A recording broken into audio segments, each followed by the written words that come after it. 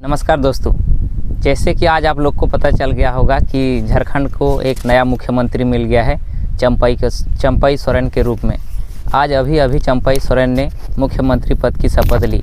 उसके साथ आलमगीर आलम ने भी शपथ लिया और बाकी जो विधायक बचे हैं उन लोग 5 तारीख तक शपथ ले सकते हैं। और जो भी है जिनने भी शपथ लिया है उन लोगों को 10 दिन के अंदर अपना विधायक दल में कितना मंत्री कितना सपोर्ट है वो करना होगा।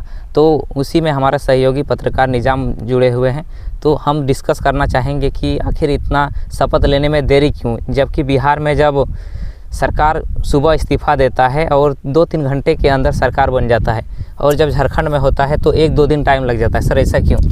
देखिए, सबसे पहली बात तो ये है कि जैसे ही यहाँ के पूर्व मुख्यमंत्री सीएम थे जो हेमंत सोरेन जी, उसने जैसे ही इस्तीफ़ा दिया और क्या से ही लगाया जा रहा था कि जस्ट शाम में 5 बजे तक शायद जो है दूसरा मुख्यमंत्री झारखंड को मिल सकता है, लेकिन ऐसा हुआ नहीं।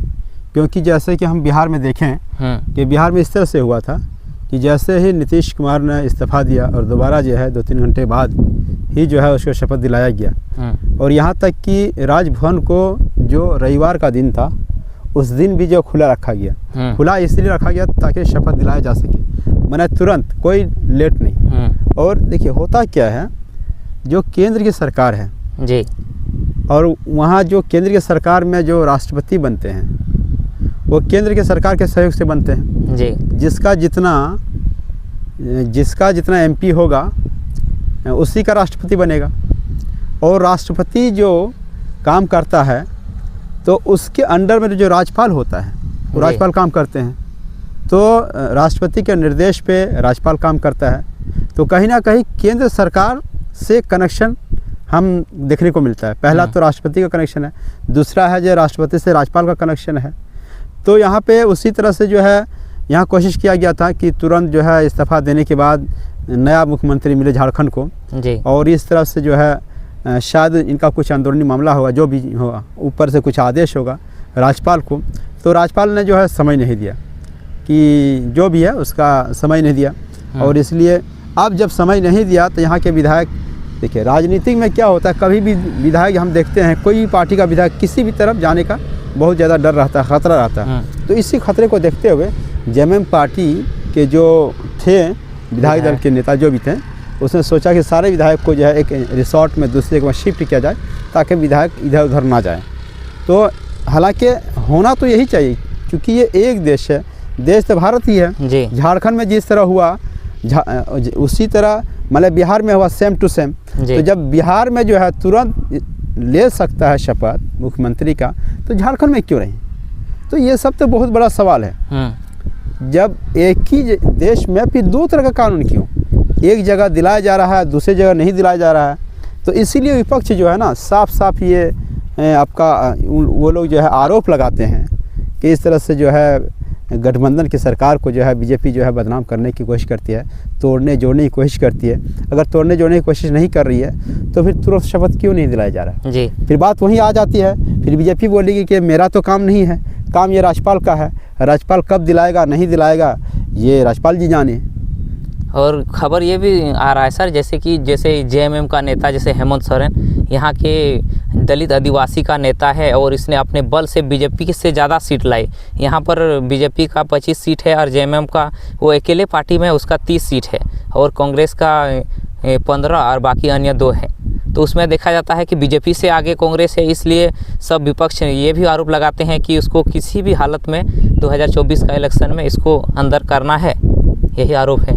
बिल्कुल इस तरह का जो है जस्ट इलेक्शन से पहले बिहार में देख रहे हैं, झारखंड में देख रहे हैं, सरकारें जो उथल पुथल हो रही है, इधर से उधर हो रही है, कभी टूट रहा है कभी जुट रहा है। तो इसीलिए जो विपक्ष को एक मौका मिल जाता है, उसको एक आधार मिल जाता है विपक्ष को, जेएमएम पार्टी को, कांग्रेस पार्टी को, कि हमारी पार्टियाँ को। और हम देख रहे हैं कि जो कांग्रेस पार्टी के अध्यक्ष हैं खड़गे जी, वो तो ये भी आरोप लगा रहे हैं कि जो विपक्ष पार्टियां को ख़त्म करने की कोशिश जो है बीजेपी कर रही है। वो लोग चाह रहे हैं तो विपक्ष रहे ही नहीं, बल्कि लोकतंत्र ऐसा है कि विपक्ष का होना बहुत ज़रूरी है। मान लीजिए सत्ता पक्ष या जो प्रशासन जो होता है सत्ता पक्ष, वो अगर कोई गलत काम करता है तो उस पर प्रेशर कौन डालेगा? जी। तो लोकतंत्र में जो है विपक्ष को भी होना, मजबूत विपक्ष होना बहुत ज़रूरी है।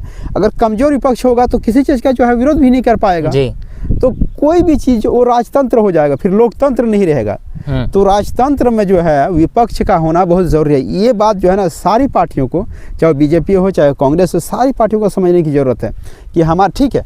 आप इस बार जहाँ जहाँ पे आप अब देख लीजिए कि झारखंड में हम देख रहे हैं कि जो मनरेगा का जो कार्य है, मनरेगा का जो कार्य होता है, जो मजदूरों का एक कार्य कर सकते हैं, मजदूरों को उससे रोजी रोटी मिलती है, गरीब आदमी लोग जो है मिट्टी काटते हैं, तो 2-3 महीना से पेमेंट नहीं आया है। अभी दुमका जिला में हम देखते हैं, काठीगुड़ में हमने पता किया ब्लॉक में, तो पता चला कि 2-3 महीना से जो मनरेगा का जो पैसा होता है, मजदूर का जो चोखा काटता है और उसके बाद उसकी जो मजदूरी 2-2 महीना से नहीं मिला है। तो ये केंद्र की योजनाएं हैं।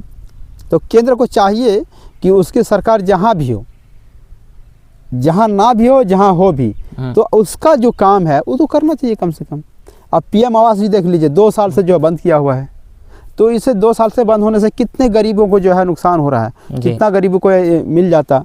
तो कहीं ना कहीं ये सब जो है राजनीतिक से प्रेरित है। ऐसा विपक्ष बार बार लगा रहा है।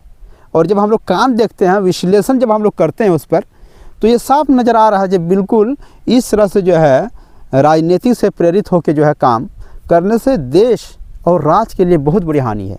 अब यही देख लीजिए, मनरेगा कर्मी को जो है 2 महीना से अगर पेमेंट नहीं मिला तो भूखे कहाँ मरेगा, जबकि उसका नियम है कि 15 दिन के अंदर जो है उसको मिलना चाहिए।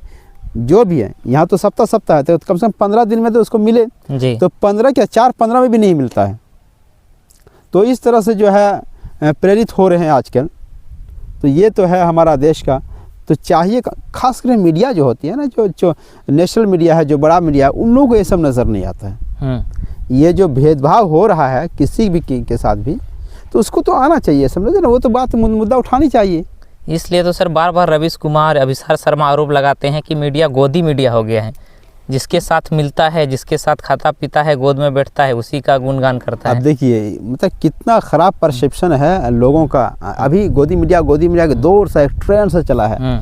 एक मीडिया जो है एक सम्मानित वर्ड है, एक सम्मानित शब्द है। लोग इसको इज्जत की नज़र से देखते हैं। लोग सोचते हैं कि अगर वो हमारे पास आता है तो हमारे साथ जो बेइंसाफ़ी हो रहा है वो बेइंसाफ़ी नहीं होगा, हमारी जो आवाज़ जो है लोगों तक जाएगा, अधिकारी तक जाएगा, पदाधिकारी तक जाएगा।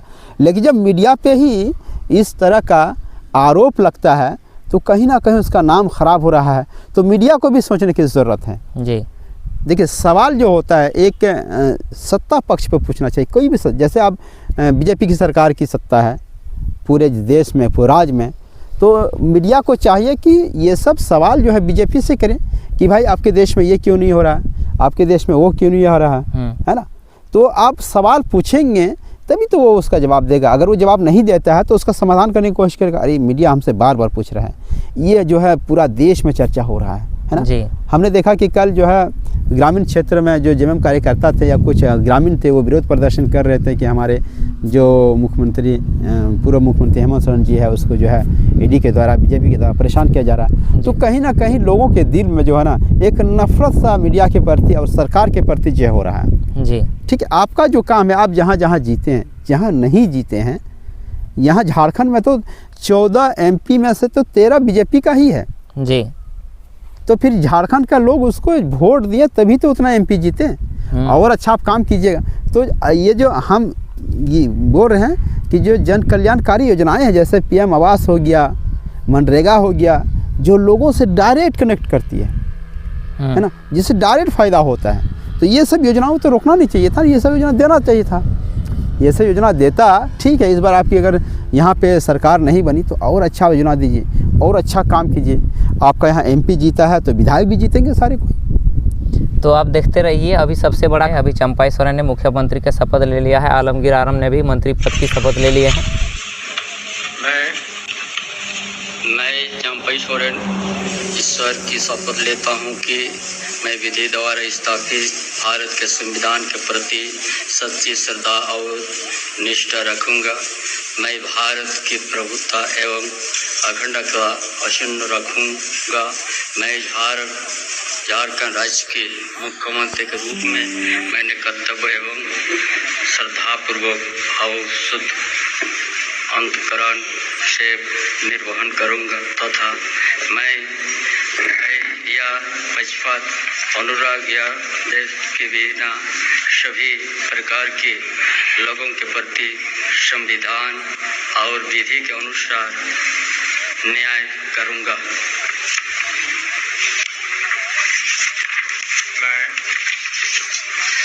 मैं चंपई सोरेन ईश्वर के शपथ लेता हूं कि जो विषय झारखंड राज्य के मुख्यमंत्री रूप में मेरे विचार के लिए लाया जाएगा अथवा मुझे ज्ञात होगा उसे किसी व्यक्ति या व्यक्तियों को तब तक सिवाय जबकि ऐसे मुख्यमंत्री के रूप में मैं अपने कर्तव्य के सम्यक निर्वहन के लिए ऐसा करना अपेक्षित हूँ।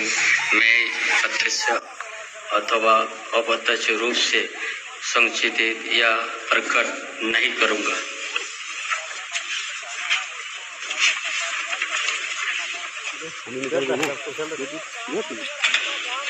निष्ठा से प्रतिज्ञा करता हूँ कि मैं विधि द्वारा स्थापित भारत के संविधान के प्रति सच्ची श्रद्धा और निष्ठा रखूंगा। मैं भारत की प्रभुता, अखंडता, अक्षुण्णता रखूंगा।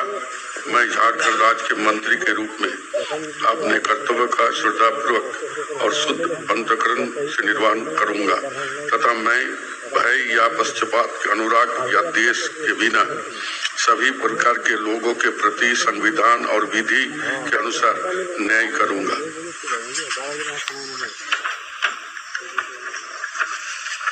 सत्यानिष्ठा से प्रतिज्ञा करता हूँ। अब आपको अपडेट दिखाएंगे, बने रहिए हमारे साथ। और ये भी सूत्रों से जानकारी मिल रही है कि जो दुमका का विधानसभा का जो अभी विधायक है बसंत सोरेन जी, वो जो है डिप्टी सीएम बनेंगे, उप मुख्यमंत्री बनेंगे, ऐसे सूत्रों से जानकारी मिल रही है। तो देखिए और एक बड़ा आप लोगों को अपडेट बता रहे हैं कि दुमका से बसंत सोरेन जो कि संथाल परगना के अंदर आते हैं वो डिप्टी सीएम बनने वाले हैं। देखिए अगर दुमका से डिप्टी सीएम बन जाते हैं तो दुमका को और सौगात मिलने वाले भी होंगे। तो आप बने रहिए हमारे चैनल में। धन्यवाद।